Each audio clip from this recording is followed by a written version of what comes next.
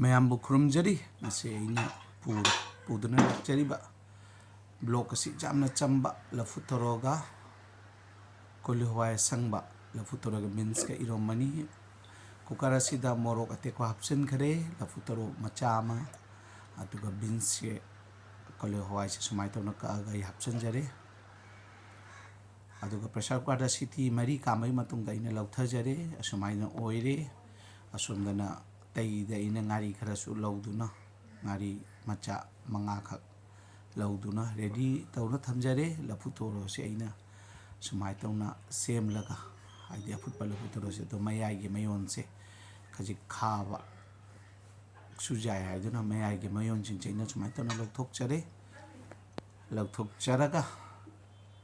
ꯑꯩ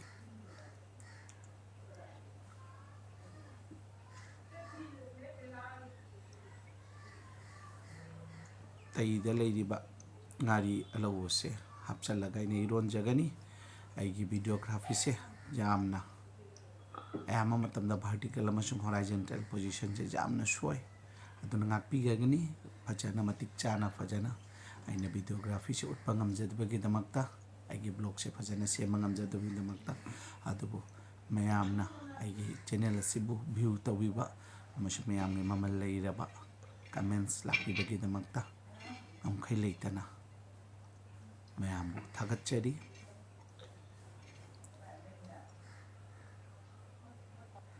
ꯑꯩꯅ ꯃꯣꯔꯣꯛ ꯑꯁꯤ ꯃꯣꯔꯣꯛ ꯑꯇꯦꯛꯄꯒ ꯃꯣꯔꯣꯛ ꯑꯀꯪꯕ ꯈꯔꯒ ꯑꯩꯅ ꯀꯨꯀꯔꯗ ꯐꯨꯠꯈꯤꯕꯅꯤ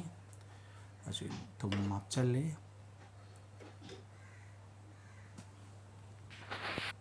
ꯑꯃꯁꯨꯡ ꯒ꯭ꯂꯥꯁ ꯑꯁꯤꯅ ꯁꯨꯝꯅ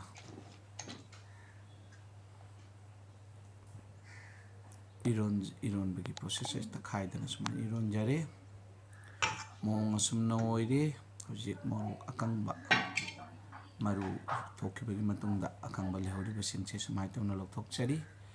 I am very sorry for the very poor communication skill as well as very poor videography ꯑꯩꯒꯤ communication skill ꯑꯃꯁꯨꯡ videography ꯃꯑꯣꯡ ꯆꯥꯗꯕꯒꯤꯗꯃꯛꯇ ꯉꯥꯛꯄꯤꯒꯅꯤ ꯑꯩꯒꯤ ꯏꯪꯈꯣꯜꯗ ꯑꯩꯅ ꯃꯇꯣꯟꯅꯤꯡꯈꯣꯛ ꯈꯔ ꯍꯦꯛꯆꯔꯒ ꯑꯁꯨꯝꯅꯁꯦ ꯍꯥꯞꯆꯔꯤ ꯑꯩ ꯍꯧꯖꯤꯛꯀꯤ ꯍꯧꯖꯤꯛ ꯃꯑꯣꯡ ꯑꯁꯨꯝꯅ ꯁꯔꯚ ꯇꯧꯖꯔꯤ ꯑꯩꯒꯤ ꯂꯐꯨꯊꯔꯣꯒ ꯀꯣꯂꯤ ꯍꯋꯥꯏꯒ ꯏꯔꯣꯝꯕ ꯃꯣꯔꯣꯛꯁꯦ ꯂꯧꯊꯣꯛꯆꯔꯤ ꯃꯣꯔꯣꯛꯀꯤ ꯃꯀꯨꯁꯤꯡꯁꯦ ꯂꯧꯊꯣꯛꯆꯔꯤ ꯑꯃꯁꯨꯡ ꯑꯩꯅ ꯍꯧꯖꯤꯛ ꯍꯥꯞꯆꯔꯤꯕꯁꯦ ꯃꯨꯀ ꯉꯥ ꯑꯌꯥꯏꯕ ꯑꯁꯣꯝꯗꯅ ꯃꯨꯀ ꯉꯥ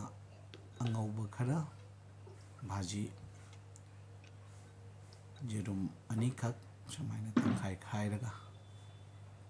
ꯑꯁꯨꯃꯥꯏꯅ ꯑꯩ ꯒꯥꯔꯅꯤꯁꯤꯡ ꯇꯧꯔꯦ ꯃꯌꯥꯝꯕꯨ ꯃꯥꯏ ꯍꯣꯕꯤ ꯑꯃꯁꯨꯡ ꯃꯥꯏ ꯆꯥꯛꯈꯨꯝꯒꯤ ꯃꯥꯏꯀꯩꯗꯒꯤ ꯍꯟꯅ ꯍꯟꯅ ꯊꯥꯒꯠꯆꯔꯤ thanks A load each and everyone thanks a lot